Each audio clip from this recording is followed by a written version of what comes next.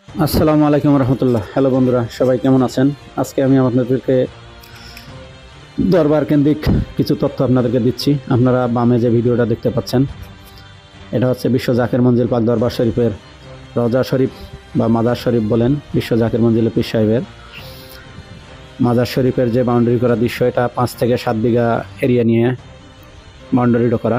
আপনারা যে দেখতে পাচ্ছেন, রওজা শরীফের প্রথম গেটের সামনেই লেখানো আছে আল্লাহ ছাড়া কাউকে সিজদা করা যাবে না। এটা দরবার শরীফের কর্তৃপক্ষ দ্বারা নির্দেশ এবং আল্লাহ পাকেরও হুকুম, তোমরা মানুষ কাউকে সিজদা করবে না, ইয়া শিরিক এবং হারাম। রাসূল পাক সাল্লাল্লাহু আলাইহি সাল্লামের হাদিস ও 18 পীর কেবলা যান যিনি, তিনিও এই বাণী তার মুরিদানদেরকে শিক্ষা দিয়েছেন। হাতের ডান সাইডে যারা টিনের জামে মসজিদ দেখতে পাচ্ছেন দোতলা, এবং ধর্মপ্রাণ মুমিন মুসলমানরা যখন আসে তখন এই 8 টিনের মসজিদে নামাজ পড়ে। আর এখন যে রাস্তাটা আপনারা দেখতে পাচ্ছেন, এটা মাজার শরীফ বা রওজা শরীফ বলে, যাই বলেন, এখানে প্রবেশ করার জন্য মেন ফটক যে রাস্তাটা, সেই রাস্তা এটা। আর এখন যে জামে মসজিদটা দেখতে পাচ্ছেন, এটা বিশ্ব জাকের মঞ্জিলের জামে মসজিদ, বাংলাদেশের শ্রেষ্ঠতম একটা মসজিদ।